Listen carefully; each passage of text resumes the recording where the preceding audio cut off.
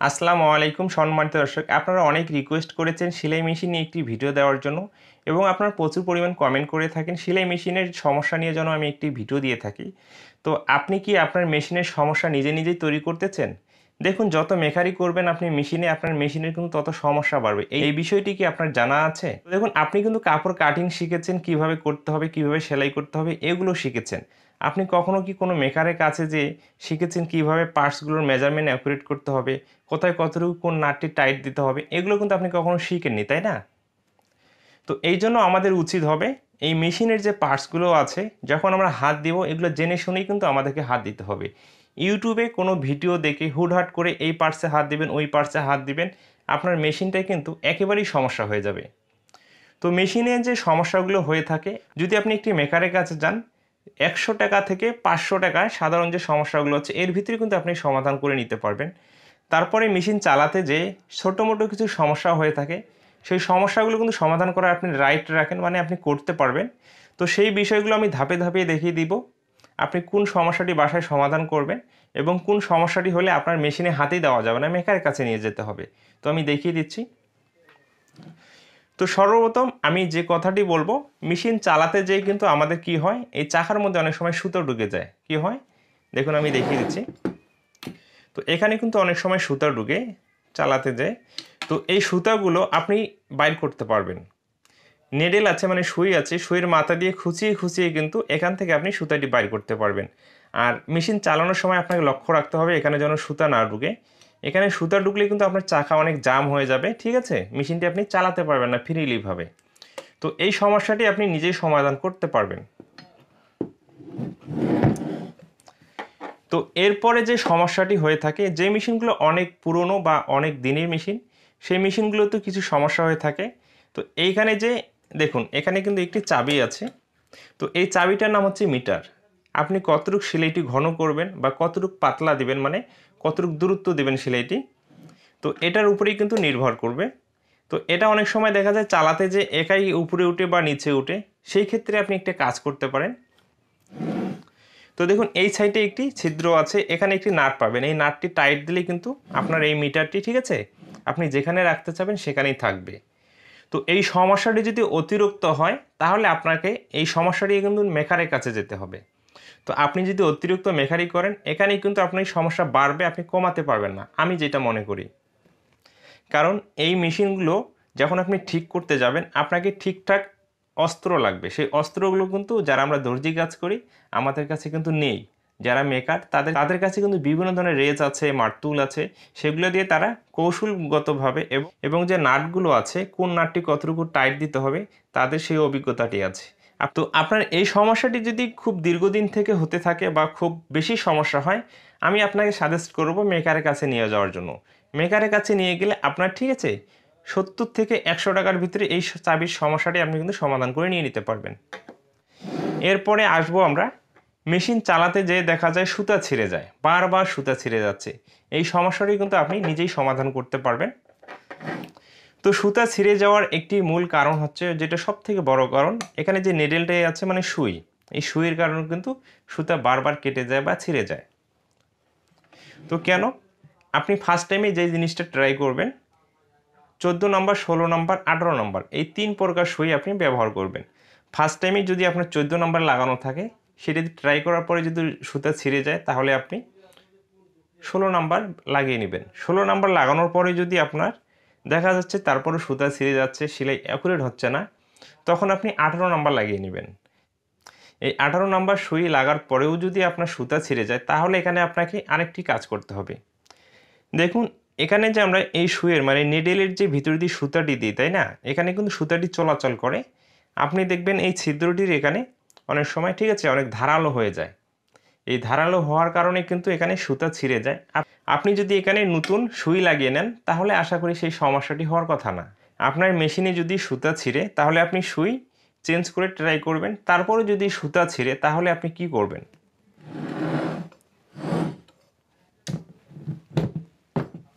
তো দেখুন, এটাকেই কিন্তু, ঠিক আছে, জাম বডি বলা হয় বা রেস বডি বলা হয়।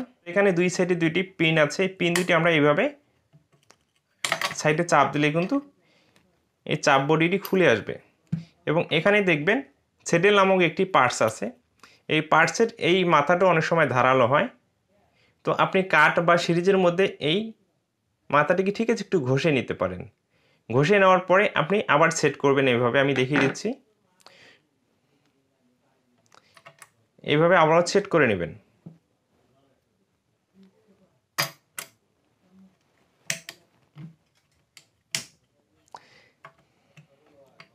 সেট করার পরে আবারও আপনি সেলাই করে দেখবেন। যদি আপনার সমস্যার সমাধান হয় সুতা না ছিঁড়ে, তাহলে মেশিন তো আপনার ঠিক হয়ে গেল, তাই না? আর যদি তারপরে সুতা ছিঁড়ে, তাহলে এখানে আপনাকে আরও একটি জিনিস লক্ষ্য রাখতে হবে, আমি দেখিয়ে দিচ্ছি। আবারও এটাকে খুলে নিতে হবে।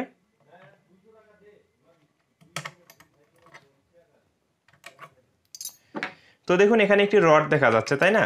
আমি ভালো করে দেখিয়ে দেওয়ার চেষ্টা করতেছি। এই রডের মাথায় এখানে দেখুন একটি পাতি আছে, এটাকে বলা হয় কেরিয়াল পাতি। এই কেরিয়াল পাতির মাথা ভাঙলে কিন্তু আপনার সুতা বারবার ছিঁড়ে যাবে। আপনি যেভাবেই সেলাই করুন সুতা এখানে ছিঁড়বেই। মানে এখানে যে ধারালো যখন এই মাথাটি ভেঙে যাবে, তখন এখানে বারবার এসে সুতাটি কেটে যাবে এবং মেশিন আপনার প্রচুর পরিমাণ শব্দ করবে। তাহলে এই পাতিটি কিন্তু আপনার জন্য চেঞ্জ করা খুবই কষ্টকর হবে। যদি আপনি কোনোভাবে চেঞ্জ করে নিতে পারেন তাহলে করবেন।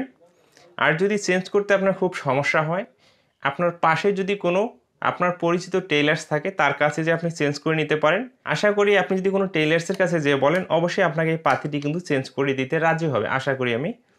যদি কোনো টেইলার্স আপনাকে এই পাতিটি চেঞ্জ করে না দেয়, তাহলে আপনি আপনার গ্রামে যে মেকার আছে বা আপনার এলাকায়, সেই মেকারের কাছে যে এই পাতিটি আপনি চেঞ্জ করে নেবেন। তো দেখা যাচ্ছে আপনার এই পাতিটিও ঠিক আছে, আপনার সেডেল ঠিক আছে, আপনার সুই ঠিক আছে, তারপরও সুতা ছিঁড়ে যাচ্ছে।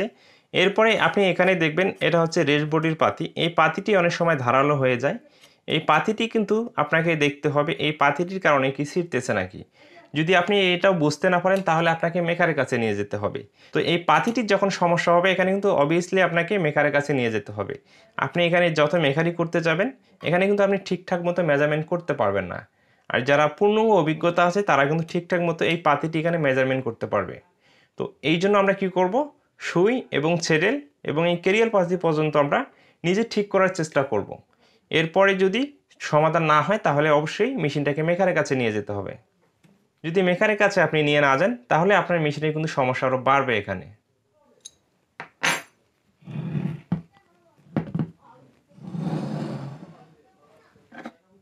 তো এই অবস্থায় কিন্তু 3টি সমস্যার সমাধান আমরা করে নিতে পারবো। এরপরে যেটা সবথেকে বড় সমস্যা, মেশিনের শব্দ কেন হয়। এই মেশিনের শব্দ নিয়ে আপনারা প্রচুর পরিমাণ কমেন্ট করে থাকেন, মেশিনের শব্দ কেন হয়, শব্দ কিভাবে কমাবো আমরা। মেশিনের শব্দ কিন্তু 3টি কারণে হয়। তো 3টি কারণের ভিতরে আমরা একটি কারণ ট্রাই করে দেখতে পারি। ট্রাই করার পরে যদি সমস্যা আমাদের সমাধান হয়, তাহলে হবে, না হলে মেশিনটি আপনাকে অবশ্যই মেকারের কাছে নিয়ে যেতে হবে। তো সর্বপ্রথম যে সমস্যাটি আমি দেখিয়ে দিব। তো যারা আপনার বাসায় কাজ করেন, তারা একটু অলস টাইপের দেখা যায়। এক সপ্তাহে একদিন মেশিনে বসে বা 15 দিন পরে মেশিনে বসে, বা কেউ আছে 1 মাস পরে মেশিনে বসে কাজ করার জন্য।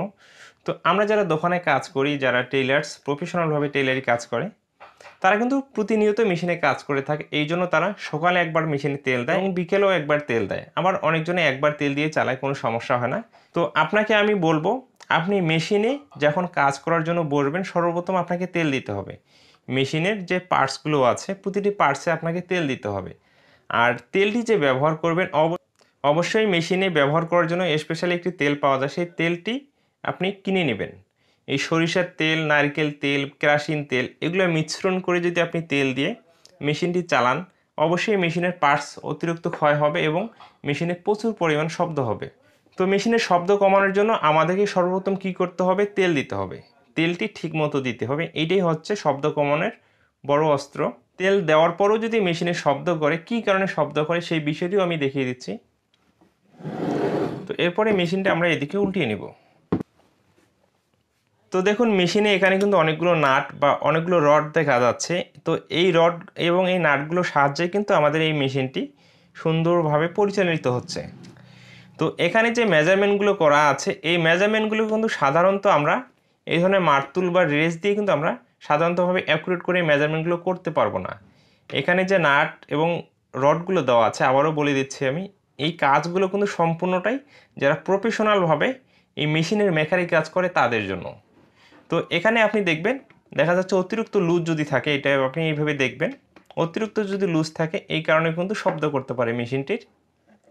এই জন্য আমাদেরকে কি করতে হবে, এগুলো এইভাবে হাতিয়ে দেখতে হবে, ঠিক আছে, এই রডটি হাতিয়ে দেখতে হবে। তো তেল দেওয়ার পরে যদি শব্দ হয় মেশিন এবং এই রড এবং এই নাটগুলোর যদি সমস্যা থাকে, অবশ্যই মেশিনটি আপনাকে মেকারের কাছে নিয়ে যেতে হবে। এখানে যদি আপনি মেকানিক করতে যান, আমি মনে করব মেশিনের সমস্যা আপনি সমাধান করতে পারবেন না, উল্টো এখানে সমস্যা বাড়িয়ে ফেলবেন আপনি। এই জন্য মেকারের কাছে যাওয়া সব থেকে বেস্ট হবে। তো মেশিনের শব্দ হওয়ার দুইটি কারণ আমি দেখিয়ে দিয়েছি। একটি তেল দিয়ে আপনি সমাধান করতে পারবেন, আর একটি কারণ মেকারের কাছে আপনাকে যেতে হবে, এটা সব থেকে বেস্ট হবে।